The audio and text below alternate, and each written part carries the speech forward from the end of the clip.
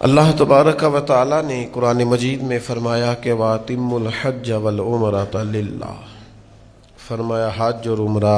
پورا کرو اللہ کی رضا کے لیے،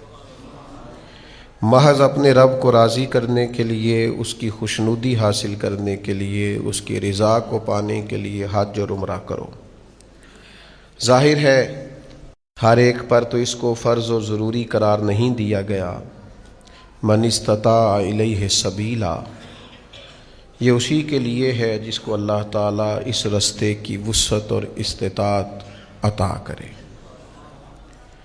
باقی جس شخص کے پاس طاقت ہو، وسعت ہو، وقت ہو، جسمانی طور پر، مالی طور پر وہ یہ کام کر سکتا ہو، اس کو چاہیے کہ وہ کوشش کرے اللہ کے گھر کی زیارت کرنے کی۔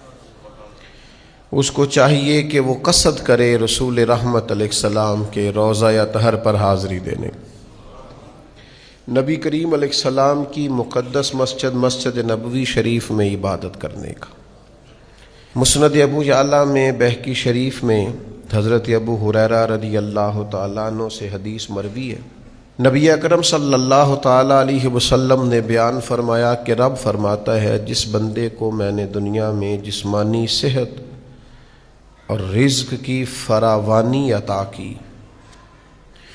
پھر بھی وہ 4 یا 5 سال کے اندر میرے پاس نہ آیا، یعنی میرے گھر کعبۃ اللہ نہ آیا، تو رب فرماتا ہے بندہ بڑا محروم ہے۔